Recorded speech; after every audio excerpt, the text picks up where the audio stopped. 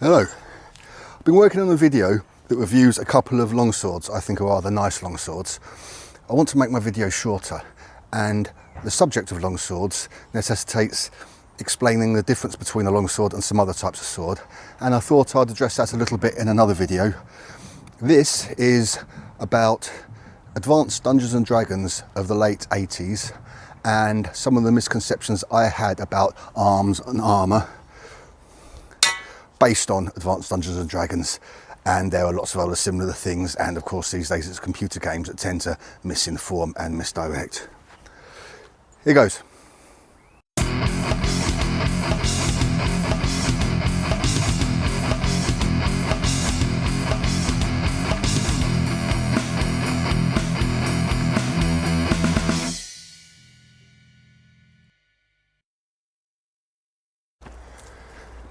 If you don't like fantasy role-playing games, don't go away too quickly, because this is really about arms and armour. It's just quite an easy way to frame some of the misconceptions I had about weaponry. Advanced Dungeons and Dragons 2nd edition, that was my game of choice. I played a little Dungeons and Dragons first. I was introduced to it all by a library book called What is Dungeons and Dragons by 3 men who are American or Canadian. And I found it mystifying. Would have been 13 then. And the funny thing is, it didn't ever fulfill the feeling of mystique and wonder that I felt in the early days learning about it. But it was a good hobby. Met a lot of friends, drank a lot of beer, and learned a little bit, perhaps more through meeting people in the games than game material itself. It was released in 1989, and a lot's changed by then. Since then, not least the fact that I now find it difficult to read the text without some magnifying glasses. Actually, it's not as bad as I thought, which I think only goes to show that food packaging that I really have trouble with these days, they do print the text far too small, because this isn't particularly large text, as you can see. Anyway, let's leave the glasses off for now. I always wanted to play fighters to begin with. Later on I played sorcerers quite a bit. Mages, the names vary from setting to setting rather than rule system to rule system a lot of the time. I always wanted to have a longsword, and I thought that was one of these. Most people were absolutely sure this was a longsword. I wanted a bassinet, so I thought, and I was led to believe that this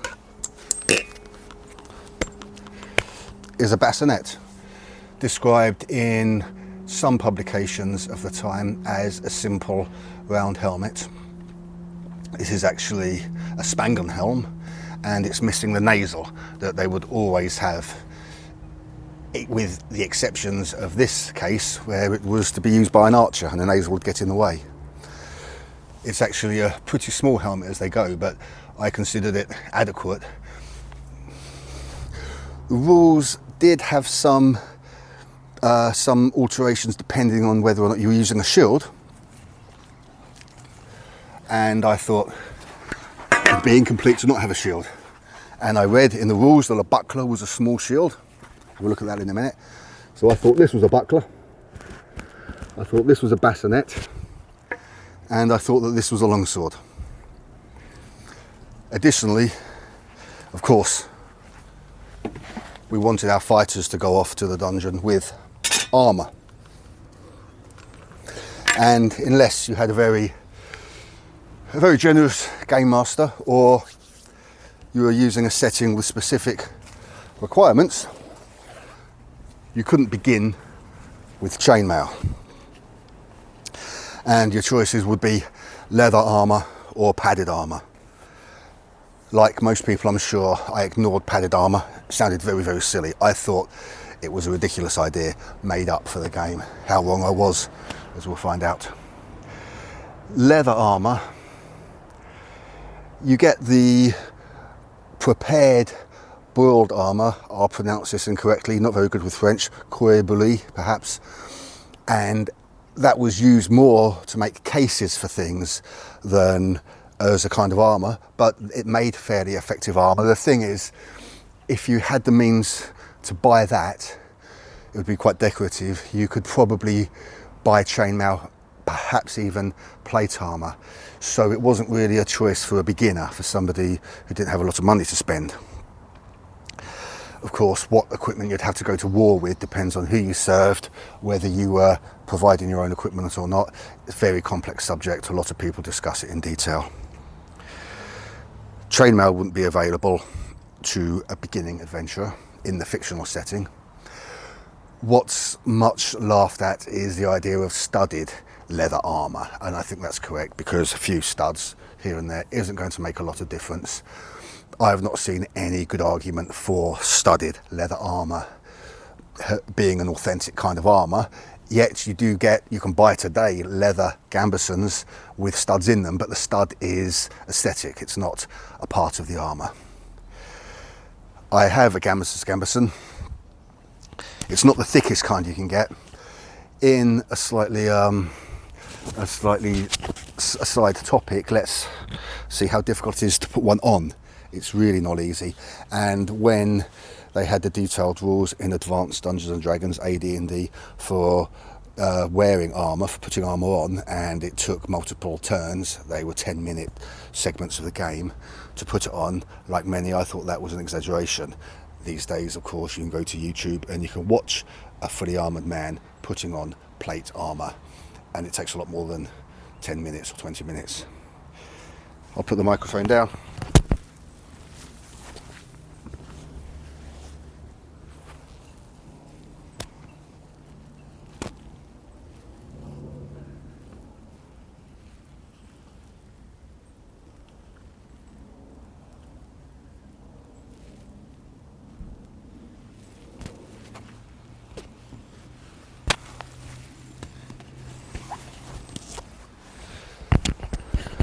Certainly, if a group of adventurers were sitting around the campfire late at night, not wearing their armour, and there was a sudden attack, as specified in the rules, you wouldn't have been able to put it on in time.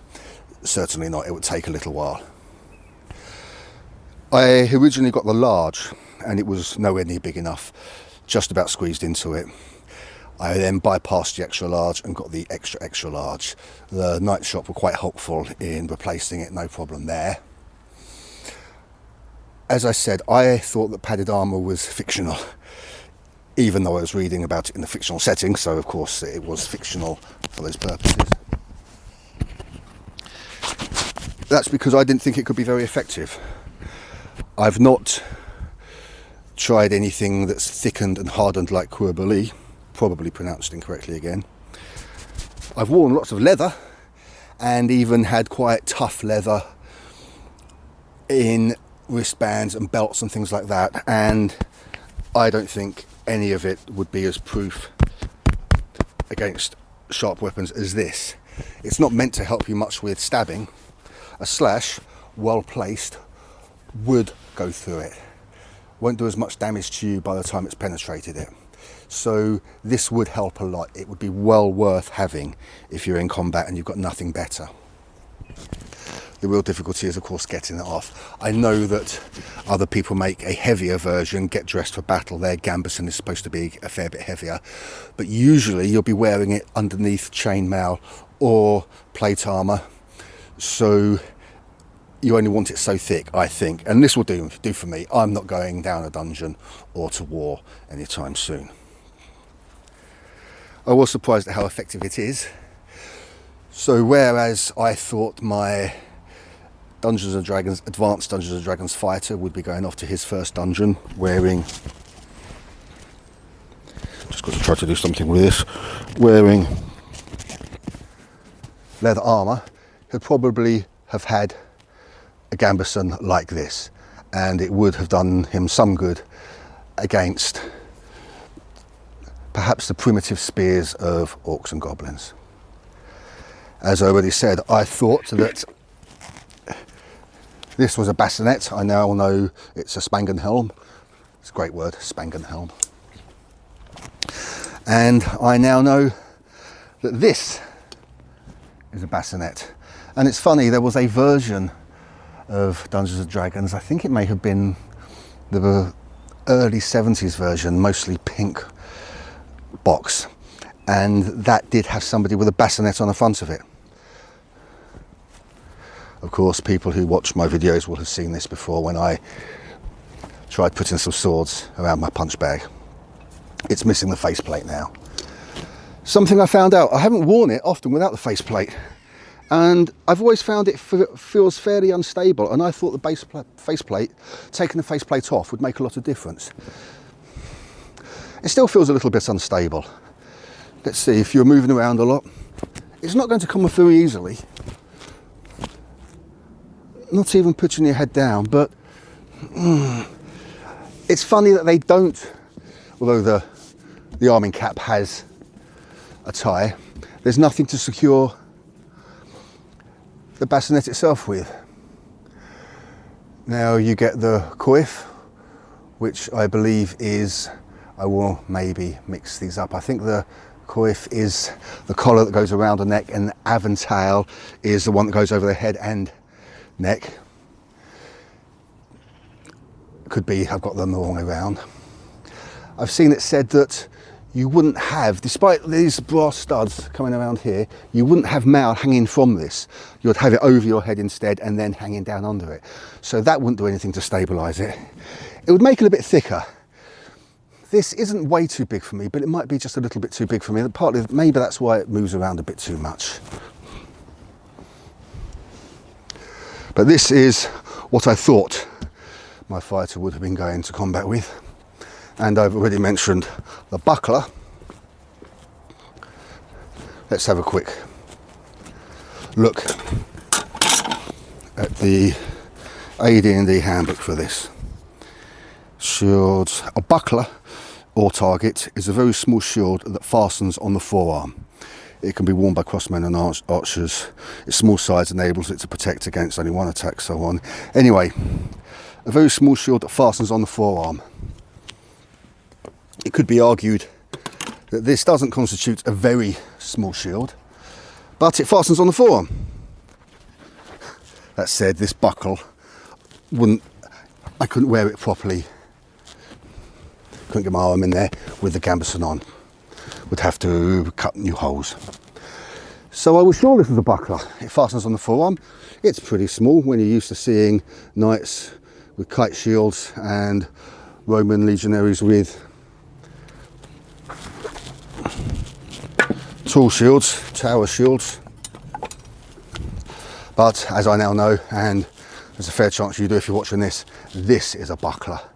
But it doesn't fasten on the forearm. I'm not knowledgeable enough to say that there's no bucklers that would be fastened on the forearm. But when I've seen bits of treatises, the artwork from them, showing a buckler, you really have to thrust it out there and bring it in. And you can't thrust it out there if it's on the forearm. You'd have to do that. Most of the time with a buckler, you get better defense from it by having it far out, and actually it's a good way to show it because you see how much bigger it seems. It's just a matter of perspective. It creates the illusion of it covering more of you. You can maneuver it into position. So if you're doing this, I'm not explaining this very well, but somebody can attack all around here. If you do this, it's not actually covering any more of you, but it covers what they can see of you, and it obstructs their path to those areas. Because if somebody's going to try to stab me here, they're going at an angle that will be blocked if this is out. So it was very important to have them out. Most of the time, I believe there were Italian systems where they were moved around a fair bit more and brought closer to the body, but generally you'd use it like this and you'd be fighting around it, and it would keep your enemy and the attacks of your enemy far away from your body, which is a really good idea. Now, last of all, to dispel my misconceptions, we've been through the weapon, we've been through the shields and the helms. Now we have the sword. And like so many people, I was sure this was a longsword, and now I know this is a longsword. It's important that I say this isn't a very accurate longsword necessarily. It's cold steel longsword. It's their man-at-arms version, which means it's painted rather than being highly polished. The polished version cost about £50 more. This cost about £3.50 when I got it. My first sword, actually. Not because I chose a cold steel sword, I knew nothing about them. Spent a couple of days looking around, and I happened to more easily encounter the cold steel website than the others. Then I made my decision. Then I got a back sword. Then I bought a United cutlery sword, and I've got various weapons. I've got everything now except for a messer or a falchion. Maybe they're so close that the difference doesn't matter. And a rapier and a side sword, but I have things like side swords. It's nice, I think, to be able to have a look at all the different types of weaponry. I'm going to take this off now because it's hot. I don't have much practical use for a gambeson, but I tell you one thing, if I make videos out here in January or February, you'll see me wearing this, and it will be to keep warm. Now, one thing I should say, that I've seen videos where people say this is a completely ahistorical weapon.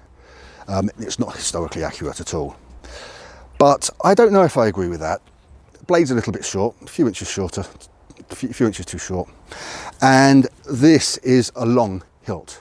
It's almost like that of a two-handed sword, very commonly seen on two-handed sword designs, but they would just be about 10% bigger, I suppose. I don't think it's right to say that it's nothing like a longsword. They sell it as hand and a half sword, and then they sell an Italian longsword, which is very much like this, with a differently shaped pommel, flared pommel, and it is about 1.5 inches longer. I wasn't sure which to get to begin with. They're so close now that I don't think it matters, and the long swords I bought recently that I will review are superior to this. They have gone up in price. I got them both for a little under 300. Just checking battery. Looks okay. But now they're both a little over 300, which is a shame. I'll talk about that more in the video about them. I still think the principles apply. This can easily be used two-handed. One-handed, it's tight.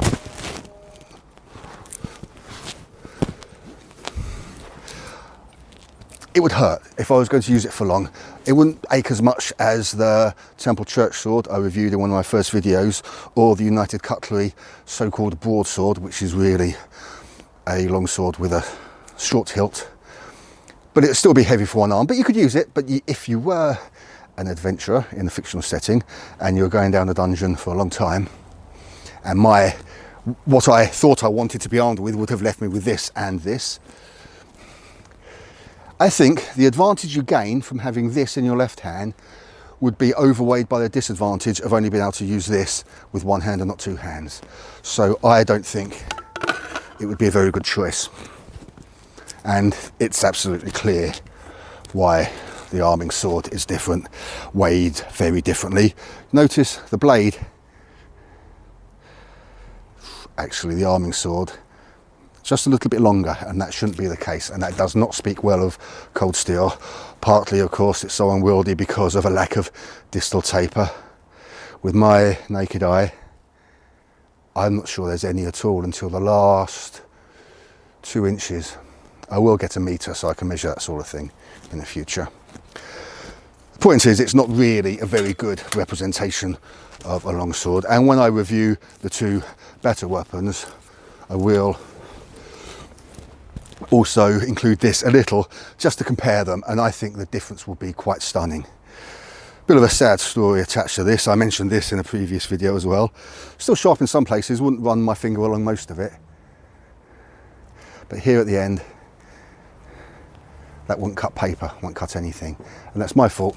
I used a knife sharpener on it, and at the time I thought the carbon pieces of the sharpener were not lasting very long, but now I think that what actually happens is when you're trying to sharpen something of this length, it pulls all the pieces of steel off down here. They get cut in that little V shape of carbon. They get caught in it, and then you're using them to blunten the sword as you get further on. I did try to fix it by just carefully focusing on this area, and it just didn't work. I only spent, after making a bit of a mess of it, I only spent perhaps 10 minutes doing it. It's not something I've extensively looked into. That really is blunt. Not so blunt on the other side. I did use sanding blocks to try to recover it a bit, but it was no good. And now I have, as I mentioned in a video a long time ago, I've got some nice whetstones, and one day, maybe just before the end of the year, I will get them out and I'll spend an hour or two, not all filmed, trying to recover this and make it sharp again. I'm not going to cut bottles today, because when you do that, you've got to oil the swords and it's a lengthy process.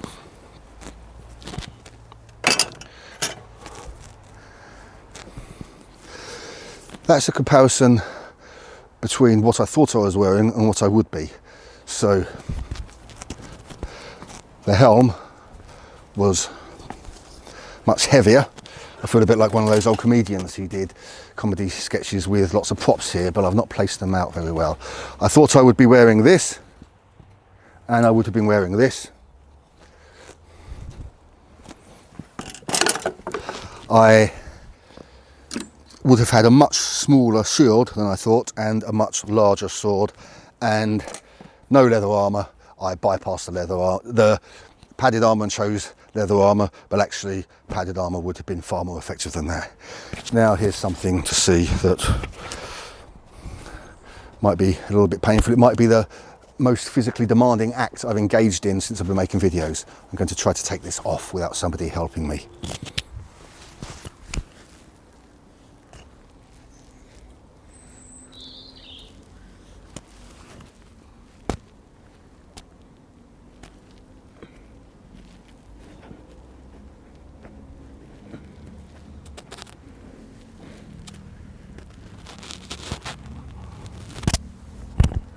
Actually, I thought it would be worse than that. It could be a sport in its own right. The main point of this video was to look at the longsword, how it differs to an arming sword, and there's a few other things I should say about that. They call this a bastard sword. Some people will say that there's no difference, other people will say that there's a little bit of difference, and by their estimation, this might be a proper longsword because it's really fit for two-handed hands, although it's a bit long for it. And it would have to be about from there to only just fit a hand and a half. But a hand and a half isn't really very accurate, because you can get people selling this, they call a hand and a half sword, and of course the hilt's much longer. You can get people selling things they call bastard swords that are long swords, things that they'll call long swords that seem like a hand and a half sword. Perhaps it's quite well known that Matt Easton said, I don't want to plagiarise without mentioning him, that in the time you wouldn't call it a long sword or an arming sword, you'd just call it a sword. If you go down to meet your friend in a bar, he won't say to you, are you bringing your Ford, are you bringing your Vectra? He'll say, are you bringing the car? Similarly, to them it was just a sword. There must have been exceptions. My lord, which sword will you be taking to the joust today? Of course, they probably knew. They probably had a rack of swords for him to use. That conversation wouldn't really occur. But at the same time, there must have been times when people who own multiple weapons would say, no, give me that particular kind of sword. I wonder, I have been told, and I understand that arming sword is completely a modern construction, and it's what we say, and it's what we say when we mean the most basic, common kind of sword of the time. But I wonder exactly what they would say if they want the bastard sword and not the arming sword, what they would call it. Long sword. It makes sense, doesn't it? And that brings me to another point, another fictional thing to mention in Advanced Dungeons and Dragons, and perhaps it's why long swords came to be thought of as the single one-handed sword, because this is indeed long when compared to what they called a short sword, and to my understanding there is no such thing as a short sword. There are shorter swords. Of course, the Romans used very short swords, only suitable because of their huge shields. I think the Spartans used shorter swords. The Egyptians used all kinds of things that we wouldn't recognise today. So it doesn't mean there aren't short swords, but you didn't have a category of short swords. Cold steel, always dubious at best. They have a hunting sword, which you might consider a short sword. Somebody did a review of that, I can't remember who. But that's perhaps why they categorised this as a longsword. They weren't trying to name a sword type, they're just trying to say, here's a longsword you can buy, here's a short sword you can buy, here's the damage one does, here's the damage the other does. And similar to that, there are no short bows. I've seen horse bows, and some bows are shorter than other bows. At one point, when I was using crossbows a little bit more, I thought I don't have a bow, I'd like to try a short bow. Looked for them, soon found out there's no such thing.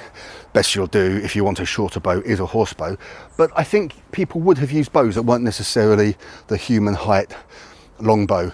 Now people tend to call them war bows, and I think that's very much a modern term. People will sometimes call a heavy long sword or a big two-handed sword a war sword, and I think that's come from computer games. It doesn't really matter, each item is as it is before your eyes, really. But then there is a need for categorisation, hence we have the oak shot categorisation types. It does help when you're studying things, when you care about where they came from and how they were used, more when you're looking at history, because how they were used, you can, of course you need guidance from treatises and such things, but you also have an idea just based on the shape of the item. Just finally, let's talk about what I would choose today. And for that, I'm going to have to run to get an item I left behind, but I won't stop the video. It's going to be a couple of seconds. So given the fact I now know a little bit about arms and armour, what choices would I make that are very different to those I'd have made when I was 14 or 15 years old? And the first of these involves perhaps the most significant thing I've learned about weaponry, and something important for people to know if they don't already know much about arms and armour, and that is why the spear was the most commonly used, most persistently relied upon weapon in history. And of course you have range, you have simplicity, you have the ways in which it can be used close or at long range. I would choose a spear. Then I would like to have the arming sword that I thought was a long sword, the gambeson, the bassinet, and I'll take the rotella that I thought was a buckler. This will give you the range. Of course, I will make a video that deals with use of spears. I'd really like to make a video, I've asked some people I know about this, where we use them without metal attachments and compare the effectiveness of different weapons. And somebody said he was interested, but a lot of modern communication means aren't very good, very reliable, and I'll have to find someone else or pursue that, because I really would like to do that. I'd like to do some HEMA experimentation. If you live in the east of England and you're interested, let me know. If you live very far away, it wouldn't be possible. I'm not too worried about people knowing where I am, but I don't really want to give my location openly. If you could get about 30 miles north of London without too much trouble, then it could be suitable for you. You will find me very, very boring and sensible. Won't be using anything sharp to hit each other with. It will be about manoeuvring, we'll be using wooden things or plastic things or foam things.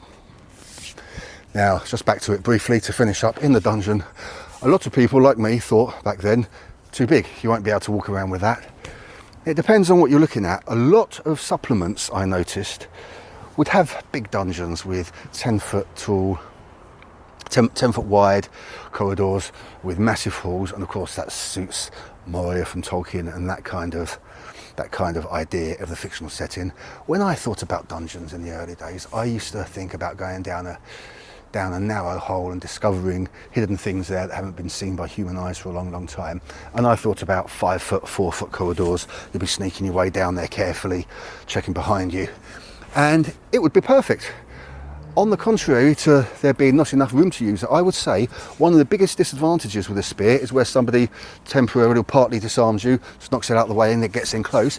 That's taken out of the way, because if you've only got 6 foot by 4 foot or so to manoeuvre in, for them to manoeuvre in, there's not a lot of room for them to get past that spear.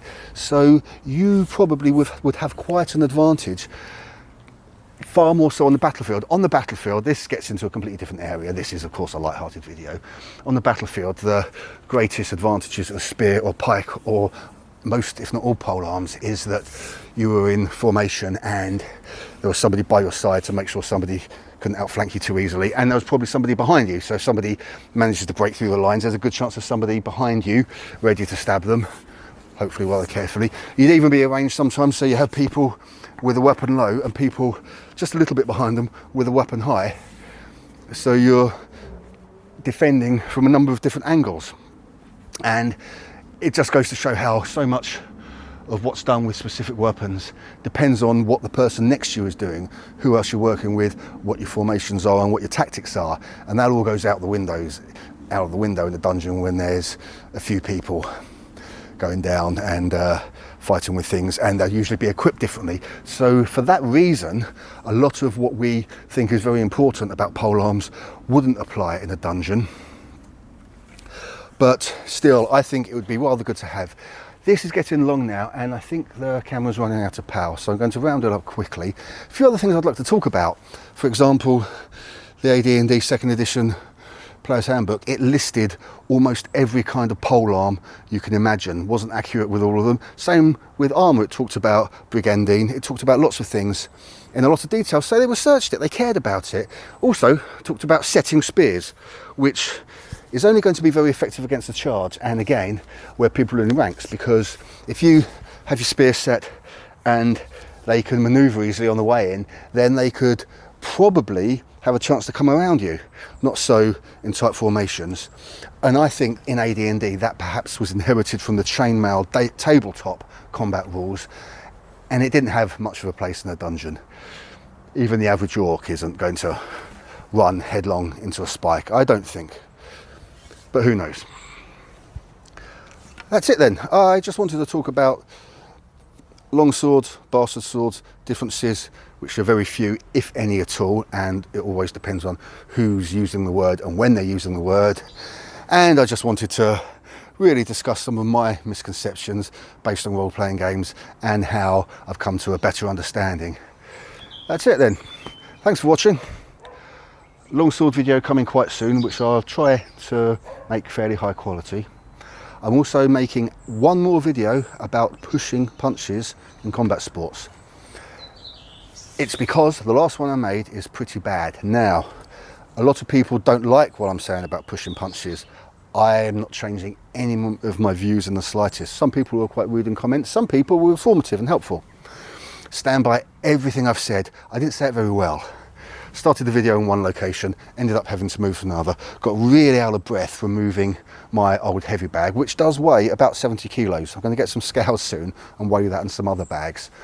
But still, I was out of breath for the whole thing. And I don't know, it's a bit of an excuse, but I don't think moving the bag was it. I didn't do much punching. I think I might have had a bit of a cold at the time. And though I did have some notes to refer to, an idea of the order in which things will flow, I made a mess of it. So I think I'm going to make a 5 to 10 minute summary with my view on pushing punches in combat sport, short enough for people to watch. And after that, I'm not sure. I've always got lots of ideas of videos, just don't know which is coming next, but there's a lot I want to make. Some I wanted to make early on, like this one, haven't got to yet. Anyway, as always, I'm rambling on. Thanks for watching. See you with another one soon. Cheers.